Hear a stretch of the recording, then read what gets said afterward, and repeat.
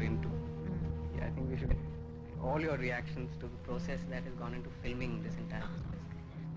Yes, yes. Because when we started off, like you said, we did the very pivot when you didn't know you were being filmed. Right. And we came on to the performance and filmed there. And then later we spoke to you and were able to film some passages which were done in the main theatre of the performance. Yes. But it was a planned performance. Right. For the camera. Right. And now we're at a stage where we can almost, in retrospect, examine this entire process of filming. Yes. And how do you see this whole, film bit affecting the performance, affecting the way you look at your performance and the way you look at film? Okay. I mean, what comes to mind for me is the element of self-consciousness that a film brings out. And to some degree, my own work and my own dancing and a live performance is a clearing out of self-consciousness as much as possible to bring a dimension of life and spontaneity. And what the film is completely the antithesis of that. But even there, you are, it's totally self-conscious act in the sense that you might have been able to orchestrate it or you might have been able to overcome it for the performance. But it's a self-conscious act. You're there on stage performing for a certain set of people who are watching. But it's a different set of time limits. Very, very different set of time limits. I see it as a completely different medium, and what I do in order to be filmed would have to be approached in a very different way. I would have to approach my work completely differently. I'd have to understand more, much more the time limitations and what the interaction was, what kept the life and the concentration going, because of your time limits are so much more defined and so much shorter, and also the sense of time and space and light all affect movement differently. Very differently. So much of a live performance is the audience is literally physically reacting. There's a kinesthetic sympathy. There's an auditory change, and all of those things have to be transferred to light and a very different a flattening of space. So if you were more familiar, let's say, with the medium, either video or film, it would kind of change. It would not only your understanding of the medium, but also the way you were performing. I think so. In order to really, ultimately really use film or video, well, they're quite different, film and video.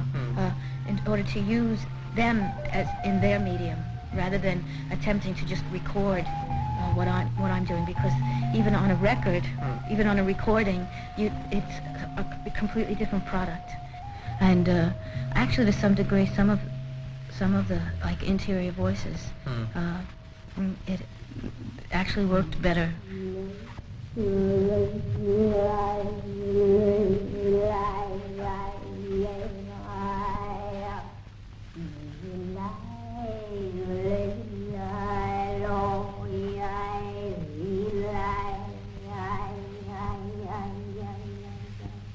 But that's a very static and much more complicated vocally, so that worked okay.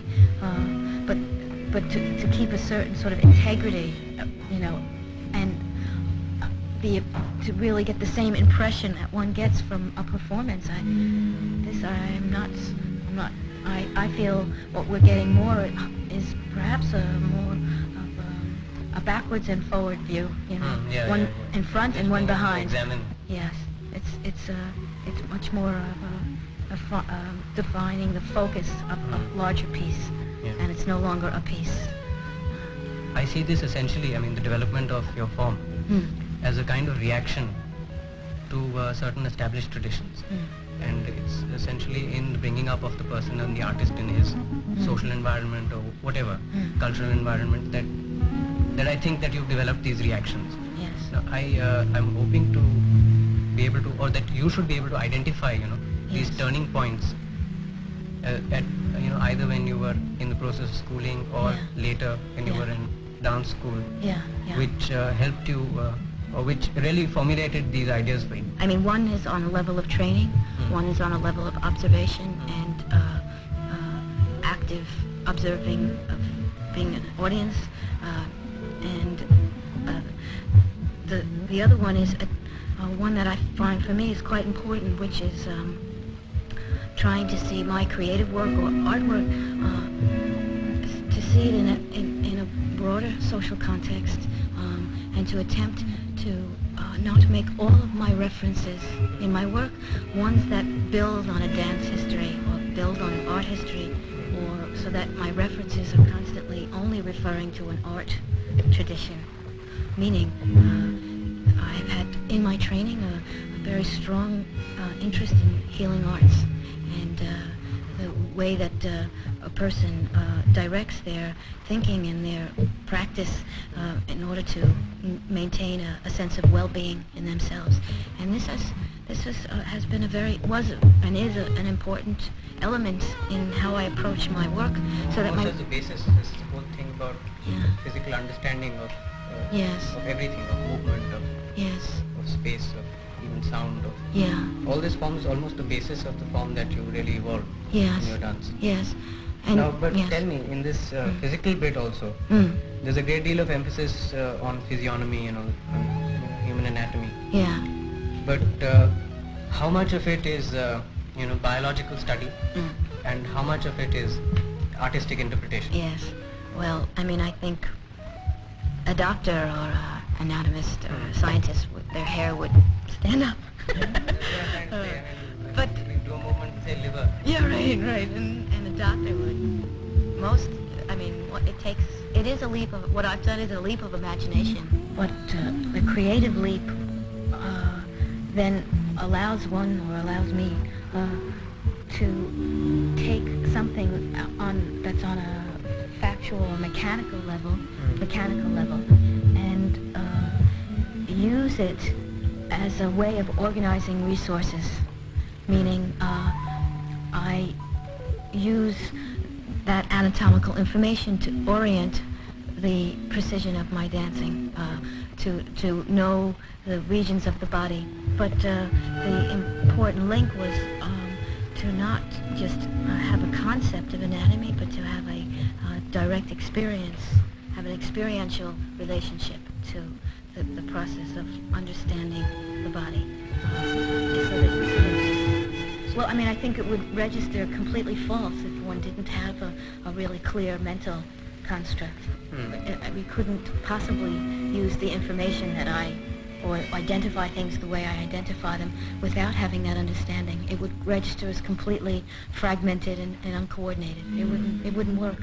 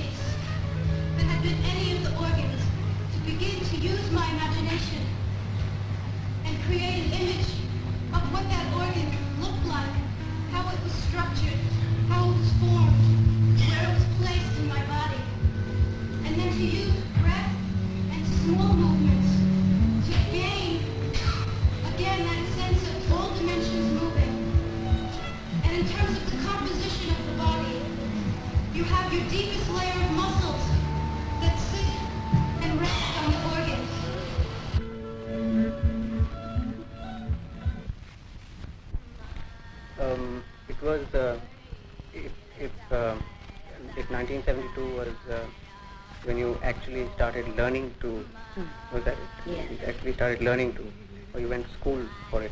Yes, but I didn't go to just one school. I was in New York City, where luckily there's tremendous resources in terms of various courses and studios. And what I did was, rather than go to one school with one orientation, I designed a sort of broader program for myself, so that I focused obviously on dance technique, classical and modern techniques, but I felt a very strong need to to broaden just the technical aspects and to learn other things as well, such as theater improvisation or yoga. This was the beginning of having a sensibility that looked more towards a natural flow in the body and one that diminished a sort of forced, idealized, sort of image. And so there was, the stages went from...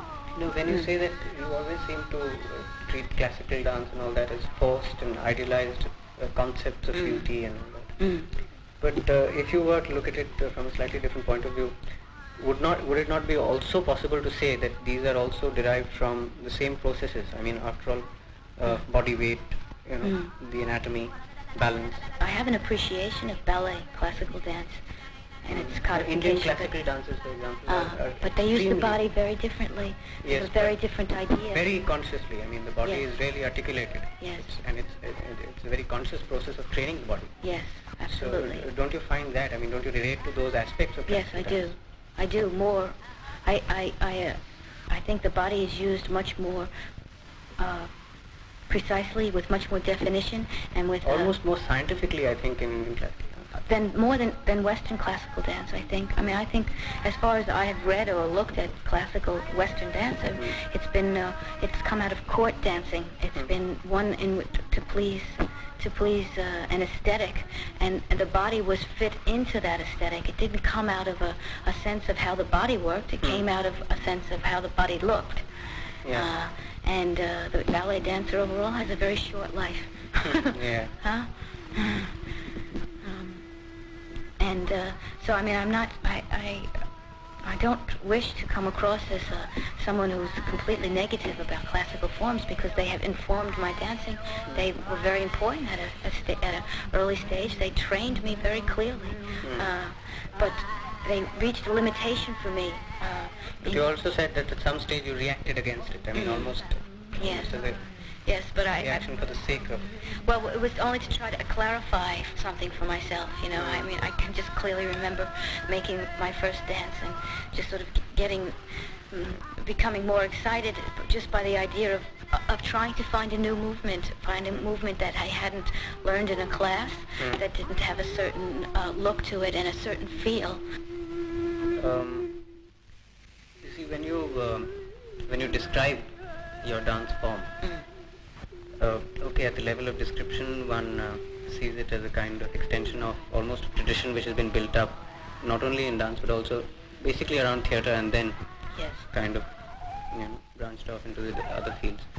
But there's a slightly, even in the texts that talk about your style, there's a very unconventional grouping of words, and they don't necessarily explain very easily what it all means.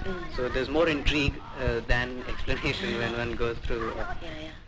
So I mean, why is it necessary for you to call something vocal dance, physical sound, circular breath? Well, for me, it's interesting for you to say to me these are unconventional groupings that intrigue rather than describe, inform, because for me they actually my purpose has not been to group, to intrigue, but to inform. And to me, if I'm using sound and integrating it with movement and vocalizing, but essentially staying true to moving and using physical expression, then to me, vocal dance describes that.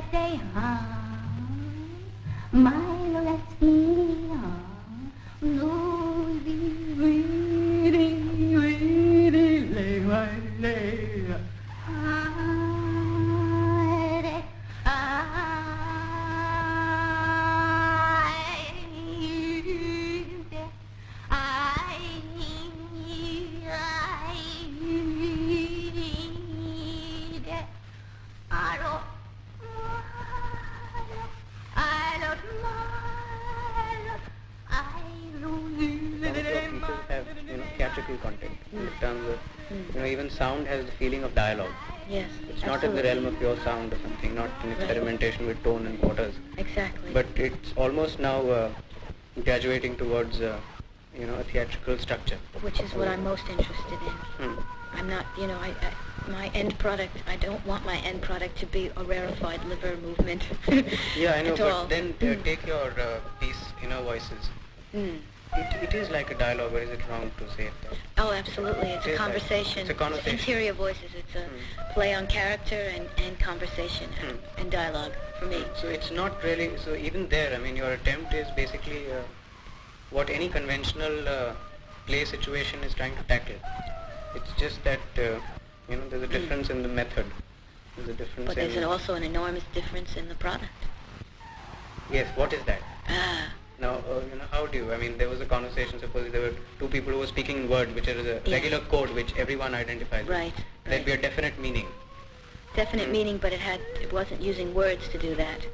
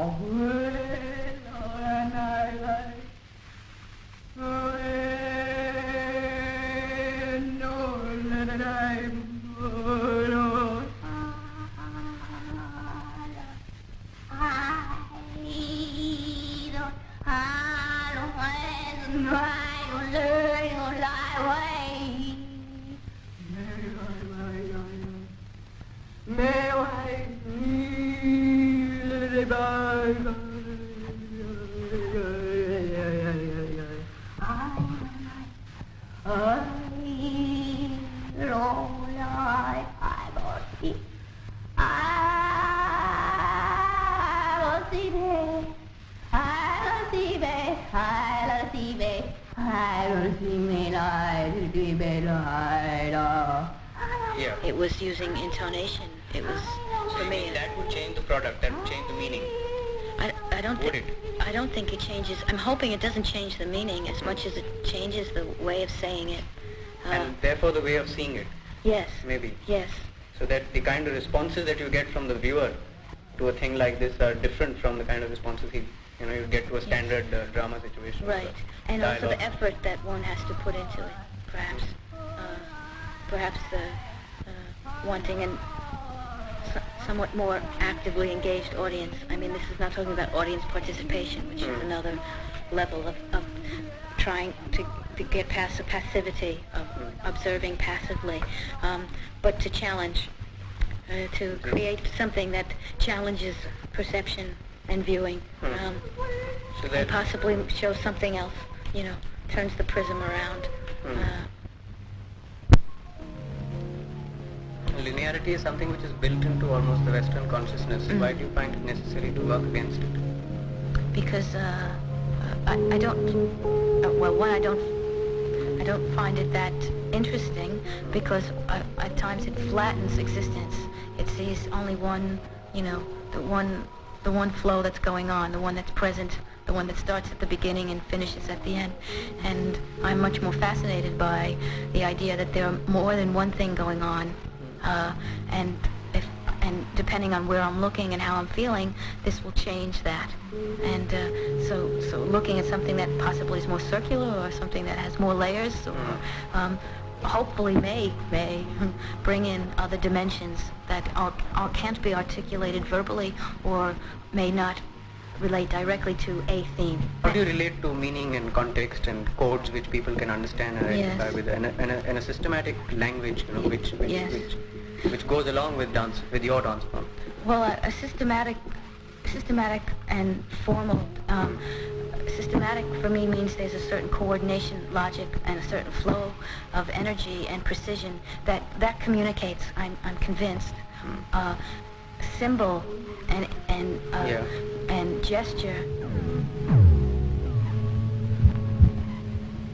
All living matter share forms as they reflect the forces of energy working upon them in the cycle of creation, dispersion, creation. Interlocking layers of a flower, like interlocking layers in the body.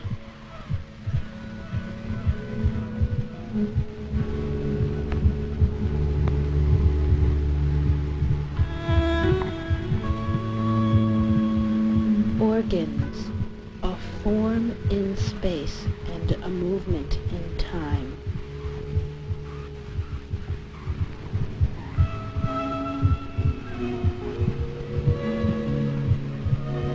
Field of forces create currents of energy affecting the function of fluids in the body. Growth, expansion, contraction, pulsating rhythm.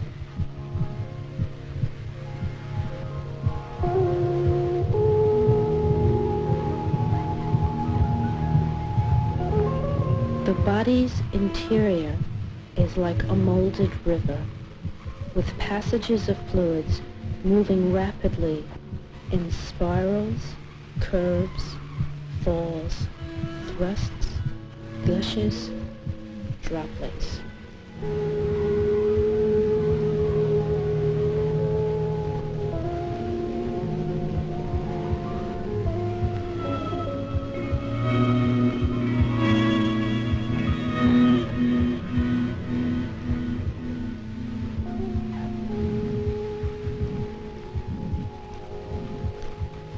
Heart, blood spiraling down to its apex and rising again to its base.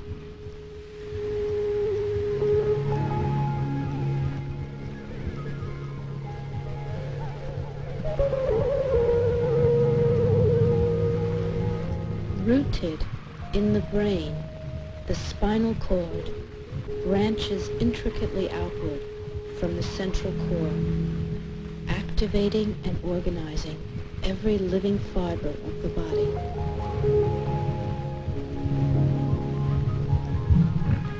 Germinating cells created from kidney tissues, dropping further and further down into the pelvis. Creation of female and male genitals.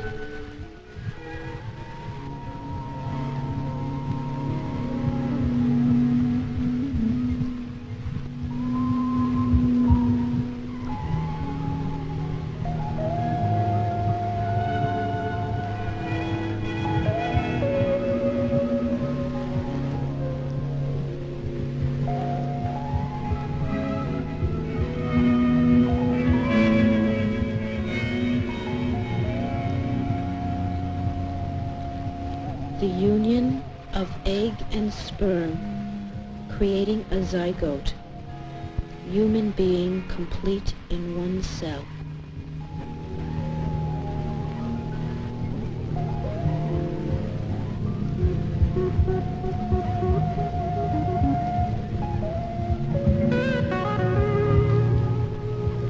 Sperm inside of egg, immersed in the folds of the labia.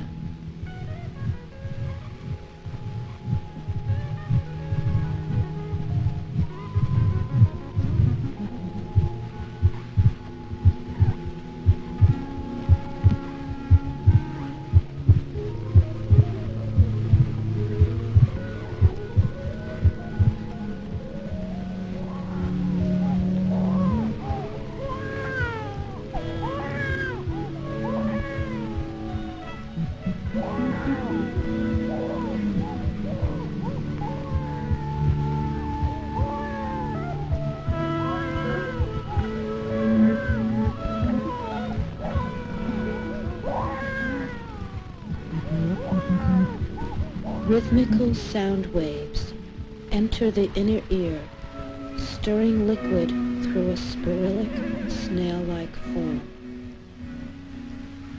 Cochlea.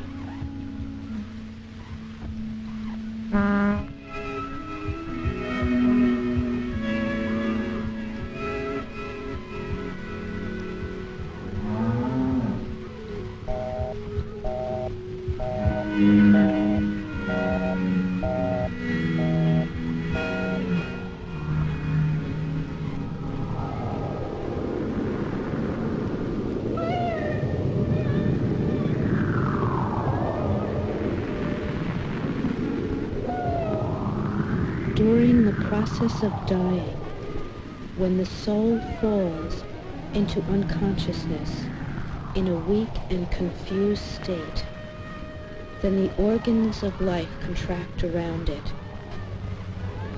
The soul draws to itself these elements of energy and descends into the heart. But the spirit in the eye turns back to the sun and then no longer recognizes forms.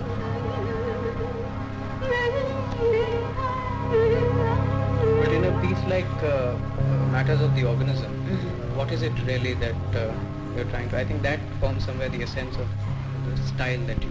Really? Oh, that's interesting. For me, that's a real experiment. And that one is very much... well, getting at a sort of philosophy, almost, of how I look at the world, or how I look at my work, what I'm trying to communicate. And also the effort there is to take sort of conventional images, particularly of the body, that are either seen very clinically or are hidden from us, or that we have reactions, it's gory, or that they're ugly because they're from the inside, and the insides look, bring up certain reactions. That work is attempting to put them in another light, to see them and to understand that there is an aesthetic and a beauty there and a power of form in the body that's very potent, and for me it has a real impact and a real something beautiful. Just that simple. How do you see yourself, in this role of a woman performer? Obviously, as a woman, I need to understand how I want to define myself as a performer. What that means to me personally is finding ways to communicate a deeper understanding of female nature, one that is not solely defined as wife and mother, or as receptive vessel, and at the same time doesn't negate those parts of myself. Myself as a woman in culture, or as the feminine nature. And in this period of time, I see myself and other women experimenting and broadening the archetype of the female nature, one that is strong as well as receptive, one that is resilient and independent,